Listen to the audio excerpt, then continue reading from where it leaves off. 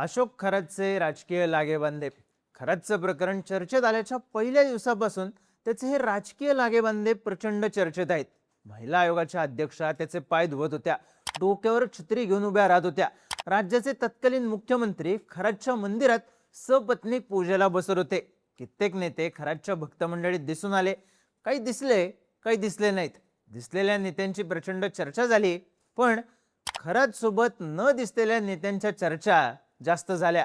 या न दिसलेल्या नेत्यांमध्ये राज्यातल्या दोन महिला नेत्या असल्याचं वारंवार बोललं गेलं. एक नेत्या लोकसभा निवडणुकीआधी खरातला भेटायला गेल्या, तर दुसऱ्या नेत्या आमदारकी आणि मंत्रिपदासाठी खरातला भेटल्याची चर्चा आहे. पण चर्चेत असलेल्या या दोन नेत्या आहेत कोण, त्यांच्याबद्दल काय दावे केले जात आहेत, पाहूयात या व्हिडिओमधून. नमस्कार, मी चिन्मय आणि तुम्ही पाहताय बोलभिडू. चर्चेत असलेल्या पहिल्या महिला नेत्या आहेत उत्तर महाराष्ट्रातल्या. सूत्रांच्या हवाल्याने माध्यमांनी दिलेल्या बातम्या आणि नाशिक पासून अगदी दिल्लीपर्यंत सुरू असलेल्या चर्चांनुसार या महिला नेत्या लोकसभा निवडणुकीला उभ्या राहिल्या होत्या. निवडणूक अटीतटीची होईल अशी चर्चा झाली होती. तेव्हा या महिला नेत्या अशोक खरातकडे भविष्य विचारण्यासाठी गेल्या. आपण लोकसभेला निवडून येऊ की नाही हा प्रश्न असल्याचं, आपल्याला निवडून यायचं आहे असं त्यांनी सांगितलं. त्यावर अशोक खरातने या महिला नेत्याला आश्वासन दिलं, माझ्याकडे दिव्य शक्ती आहे. तुम्ही ईशान्येश्वर मंदिरात पूजा केली तर मी धक्कादायक निकाल लावून देऊ शकतो. नुसत्या आश्वासनावर न थांबता खरातने या महिला नेत्याकडून ईशान्येश्वर मंदिरात पूजाही करून घेतली. काही सूत्रांचा दावा आहे की खरातने या महिला नेत्याला पूजा करायला भाग पाडलं. त्यानंतर लोकसभा निवडणूक झाली, ज्यात या महिला नेत्याने विजय मिळवला. उत्तर महाराष्ट्रातल्या नेत्या खासदार झाल्या. धक्कादायक गोष्ट म्हणजे SITला चौकशीत या महिला नेत्याचं खरातच्या मंदिरात पूजा करतानाचं CCTV फुटेज सुद्धा मिळाल्याचं सांगण्यात येतंय. सोबतच खरातच्या ऑफिसमध्ये ही महिला नेता आणि त्यांचे कुटुंबीय सुद्धा येत असल्याचं सांगण्यात येतंय. याआधी खरातने नाशिकमधल्या अनेक नेत्यांना निवडणुकीबद्दल भविष्यवाणी सांगितली होती. काही नेत्यांना त्याने निवडणुकीला उभं राहू नका असा सल्ला दिला होता, तर काही नेत्यांना तुम्ही बिनधास्त निवडणूक लढा, हमखास जिंकून याल, फक्त त्यासाठी पूजा करावी लागेल असे सल्ले दिले होते. अनेकदा हा अशोक खरात आजूबाजूच्या राजकीय परिस्थितीचा अंदाज घ्यायचा, त्यानंतर भविष्यवाणी करायचा. पण त्याचे राजकीय अंदाज बऱ्याचदा चुकले सुद्धा होते. पण उत्तर महाराष्ट्रातल्या महिला नेत्याबद्दलचा त्याचा अंदाज खरा ठरला. ही महिला नेता खासदार झाली आणि साहजिकच खरातला आणखी वलय प्राप्त झालं. आता ही महिला नेता कोण याबद्दल वेगवेगळ्या चर्चा मात्र सुरू आहेत. खासदार होण्यासाठी अशोक खरातला भेटलेल्या या महिला नेत्याचं नाव गुलदस्त्यातच असलं तरी मंत्री होण्यासाठी खरातला भेटल्याचे आरोप होणाऱ्या महिला नेत्या आहेत नीलम गोरे. शिंदेच्या शिवसेनेच्या नेत्या आणि विधान परिषदेच्या उपसभापती असलेल्या नीलम गोरे यांच्यावर आरोप केले तृप्ती देसाई यांनी. अशोक खरात नीलम गोरे यांना एक्सप्रेस इन नावाच्या हॉटेलमध्ये भेटायला गेला होता. गोरे या खरातला कोविडच्या आधीपासून ओळखायच्या, तेव्हाही त्यांच्या भेटी गाठी व्हायच्या.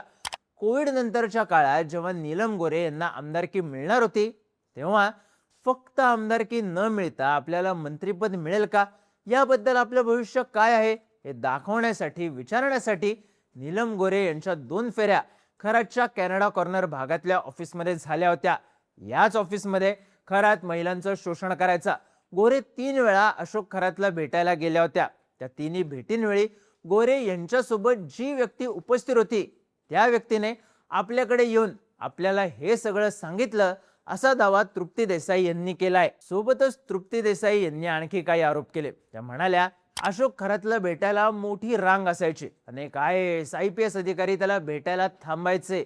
मग हाच अशोक खरात नीलम गोरेंना भेटायला हॉटेलमध्ये का गेला? आर्थिक गैरव्यवहार, हवाला नेटवर्क याबद्दल खरातवर आरोप होत आहेत. मग याचा गोरे यांच्याशी संबंध होता का याची चौकशी केली पाहिजे. महिलांवर अत्याचाराचं कुठलंही प्रकरण झालं तर अगदी पीडितेला जाऊन भेटणाऱ्या, प्रेस नोट काढणाऱ्या, आक्रमकपणे बोलणाऱ्या नीलम गोरे या प्रकरणात 150 पेक्षा जास्त पीडिता असूनही काहीच का बोलत नाहीत? कारण त्यांचे 8-9 वर्षांपासून संबंध आहेत. त्या स्वतः आपण मंत्री होणार का हे विचारायला जात होत्या. मुळात कुणी एकदा अशोक खरातला भेटलं, भविष्य विचारलं तर हरकत नाही, पण तुम्ही अशोक खरातला वारंवार भेटायला जाता, तो तुम्हाला हॉटेलात भेटायला येतो, तुम्ही आधी आमदार असताना भेटता, मग मंत्रिपदासाठी भेटता, यावरून शंका उपस्थित होते. आता नीलम गोरे या स्वतःहून अशोक खरातकडे गेल्या की त्यांना कुठल्या नेत्याने जायला सांगितलं? गोरे यांनी अशोक खरातकडे जाऊन कुठली पूजा केली का, याची चौकशी झाली पाहिजे, असे तृप्ती देसाई म्हणाल्या. तृप्ती देसाई यांनी खरातच्या विरोधात नीलम गोरेंनी सभागृहात काहीच भाष्य का केलं नाही, अगदी 2 ओळींचं पत्र सभापतींना किंवा मुख्यमंत्र्यांना का दिलं नाही, असा प्रश्न सुद्धा विचारला. एका बाजूला महिला आयोगाच्या अध्यक्ष असताना रुपाली चाकणकर यांनी अशोक खरातकडे जाणं, त्याच्या विरोधात बातमी छापणाऱ्या पत्रकाराला जाब विचारणं, या सगळ्यामुळे चाकणकर यांना महिला आयोगाच्या अध्यक्षपदाचा आणि राष्ट्रवादी काँग्रेसच्या महिला प्रदेशाध्यक्ष पदाचा राजीनामा द्यावा लागला.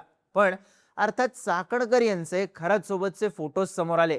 सोबतच त्या खरातच्या श्री शिवनिका संस्थान ट्रस्टच्या विश्वस्तपदी 2011 सालापासून होत्या. नीलम गोरे यांच्यावर आरोप झाले असले तरी त्यांचे फोटो किंवा इतर पुरावे समोर आलेले नाहीत. मात्र तृप्ती देसाई यांनी दावा केलाय की वेळ पडल्यास ज्या व्यक्तींनी मला माहिती दिली आहे त्यांना कॅमेरा समोर आणेल. त्यामुळे साहजिकच नीलम गोरे यांच्या अडचणी वाढताना दिसू शकतात. थोडक्यात काय तर एक महिला नेत्या खासदार होण्यासाठी अशोक खरातकडे गेल्या. या नेत्याने ईशान्येश्वर मंदिरात पूजा सुद्धा केली असं सांगण्यात येतंय. तर दुसऱ्या महिला नेत्या या मंत्रिपद मिळेल का हे विचारण्यासाठी खरातकडे गेल्या असा आरोप होतोय. अर्थात हे आरोप चर्चांमुळे होत आहेत. यात अजूनही पुरावे समोर आलेले नसले तरी खरातची राजकीय पोच फक्त नेत्यांसोबत फोटो काढण्यापुरती मर्यादित नव्हती, तर त्यांचं राजकीय भविष्य सांगण्यापर्यंत आणि निवडणुकीच्या निकालापासून मंत्रिपदापर्यंत आश्वासन देण्यापर्यंत किंवा त्यासाठीचे तुटके देण्यापर्यंत पोहोचली होती, हे नक्की. या महिला नेत्यांवर होणारे आरोप, खरातची राजकीय पोच, याबद्दल तुम्हाला काय वाटतं? तुमची मतं आणि प्रतिक्रिया कमेंट करून नक्की सांगा. आणि माहितीपूर्ण व्हिडिओज पाहण्यासाठी बोलबिडूच्या YouTube चॅनलला सबस्क्राईब करायला विसरू नका.